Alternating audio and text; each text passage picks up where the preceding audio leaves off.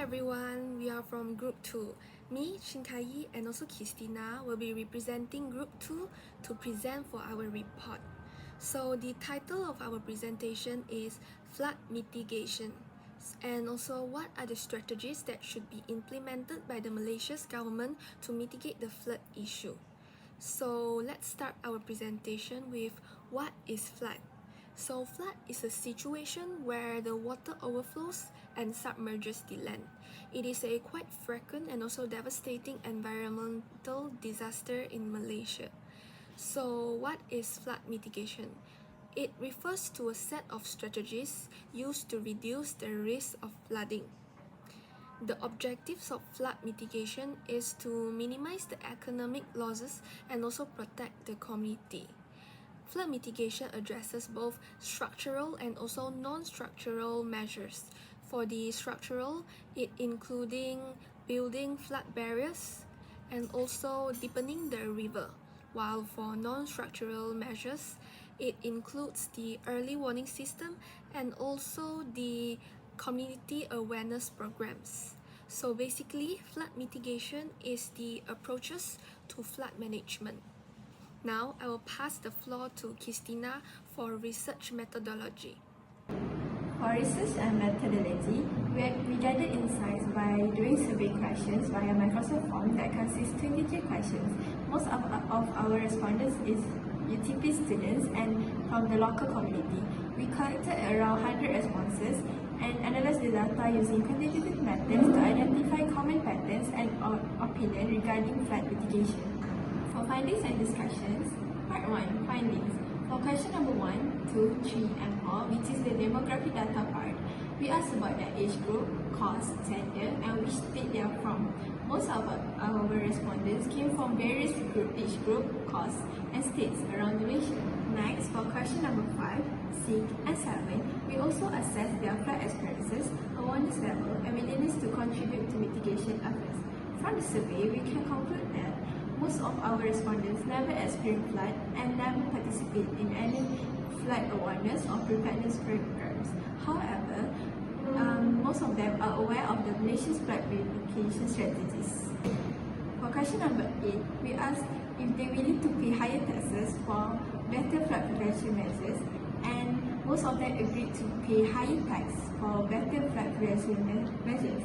And we also asked how they usually get information about the floods to determine what is the most effective communication for them to know about flood.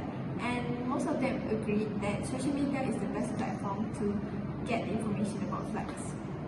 For question number 10, in our survey, we asked the public about which flood mitigation they are most familiar with, and the top 3 answered is the smart tunnel, the early warning systems, and also the disaster relief and evacuation plans. For question number 11 and 12, which is the public perception of flood measures, we also examined how effective people think current mitigation strategies are. While some respondents believe there are some improvement have been made, others feel that more needs to be done. Many respondents expressed concerns over outdated drainage system and poor urban planning.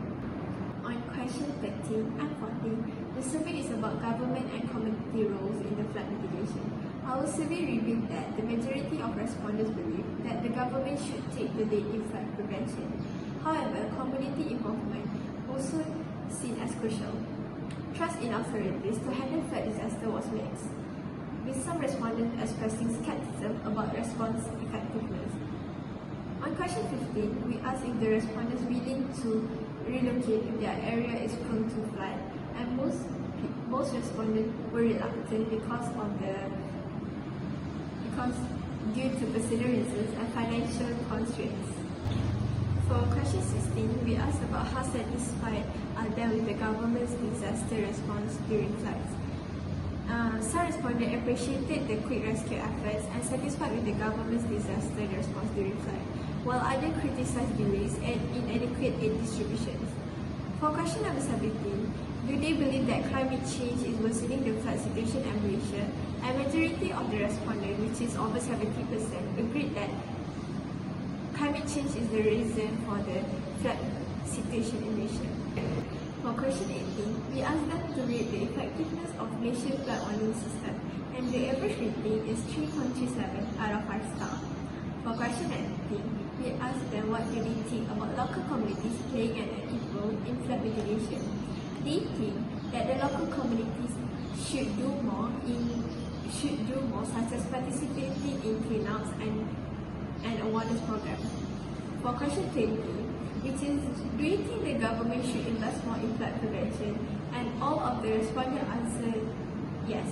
Based on question 21, the top 3 priorities that government should prioritize to improve flood mitigation is improving drainage system, building flood-resistant infrastructure, and strengthening the law against illegal deforestation. Moreover, we measured the individual preparedness level in question 22, and many fell underprepared and needed better guidance on emergency plans.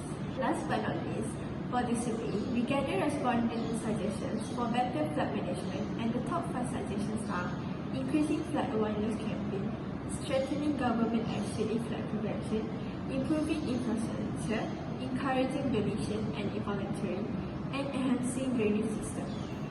Thank you, Christina. Now I will move on to the discussion. So for our discussion, UTP students and also the public's perspective collected from the survey form we conducted will be used as reference in our discussion for this report. So through the survey form, we have collected many valuable ideas and also effort that could help mitigate the issue of flooding. So this discussion for our report will be conducted based on the data collected. So from the data collected from the survey, many suggested that the awareness on flood mitigation and also prevention should be raised. Under this topic, we suggested that more evacuation training should be conducted, especially in neighborhood. Workshops to prepare individuals for emergency situations are crucial. Next is to increase the number of public awareness campaigns. These kind of campaigns should provide educational materials on flood risk and precautionary measures such as in brochure. So next is also to promote the responsible environmental practices. We should educate the communities on actions that reduce flood risk. Last one is to engage with schools, workplaces, and community centers. We should host more interactive sessions, seminars, and programs to emphasize proactive flood prevention. This is really important because we should educate the kids since they were small so that they know how to face flood if it happens in the future or in their household. Next, ensuring a sufficient and also functioning drainage system is important. This is because a well-maintained drainage system is important for preventing floods by quickly directing excess water away from roads, buildings, and also low-lying areas. Thus, the government should enforce stricter regulations to ensure that every residential and commercial area has an adequate and properly functioning drainage system. In this context, maintenance and also inspections should be enforced and conducted regularly in order to prevent blockage and also inefficiencies. So for example, the government bodies should send people to check on the drainage system for every neighborhood, even in cities. If the rubbish is blocking the drainage system, they should quickly conduct cleaning processes to clean away all the blockage to prevent flood. Not only that, investment should be made in advanced drainage technologies such as permeable pavements and also smart drainage system. This is because these technologies could further enhance water flow and also effectively reduces the flood risk. Lastly, respondents also suggested that individual responsibility is really important in mitigating flood. So firstly, they think that the community should practice proper disposal waste, such as avoid littering everywhere to prevent the clogging of drains and also urban flooding. Next is to organize more cleanup initiatives. So by organizing community cleanup such as in your neighborhood could help maintain and also clear the drainage system. Next, it is to support the government efforts. So the community should follow regulations and also join awareness campaigns organized by the government and also attend preparedness drills. Next, it is also important to adopt sustainable practices in the community themselves, such as practicing rainwater harvesting and also practice responsibility land use, such as do not carry out activities like logging. Lastly, respondents also suggested that individual responsibility is really important in mitigating flood. So firstly, they think that the community should practice proper disposal waste, such as avoid littering everywhere to prevent the clogging of drains and also urban flooding. Next is to organize more cleanup initiatives. So by organizing community cleanup such as in your neighborhood could help maintain and also clear the drainage system. Next, it is to support the government efforts. So the community should follow regulations and also join awareness campaigns organized by the government and also attend preparedness drills. Next, it is also important to adopt sustainable practices in the community themselves, such as practicing rainwater harvesting and also practice responsibility land use, such as do not carry out activities like logging. Now we have reached the last part of our presentation, which is the conclusion. So flooding remains a serious environmental issue in Malaysia. It is made worse by rapid urbanization, deforestation, and also climate change. So this report examines the different flood mitigation strategies in Malaysia in both structural and also non-structural approaches to determine the effectiveness in reducing flood risk and protecting communities. So the survey conducted by us shows that the public awareness of flood mitigation is relatively high.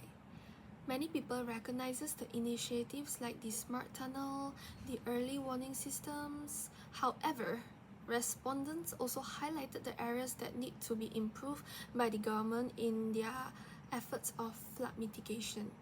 They suggested that the government should do better in drainage system, doing stronger infrastructures, and also implement stricter enforcement and environmental laws. Additionally, increasing public awareness and encouraging community involvement in flood prevention efforts are relatively important in strengthening Malaysia's flood resilience. So in order to address these challenges effectively, collaboration among the government, agencies, local authorities, and communities are essential. By prioritizing proactive measures, sustainable urban planning, and also technological advances, Malaysia can improve its flood management and also reduce future risks brought by the flood. Together, we believe that we can build a safer and also more resilient future. Now, moving on to a quick summary of our report.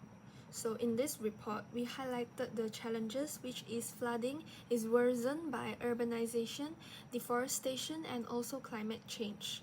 So we also highlighted some key strategies, which is through the structural and also non-structural approaches. For structural, we have smart tunnel drainage system, while for non-structural, we have early warning system and also public awareness. Moving on to the insights brought by our survey conducted, we know that the public has high awareness on flood mitigation. Next is the government. They urge the government to have a better drainage, stronger infrastructure, and also stricter law enforcement.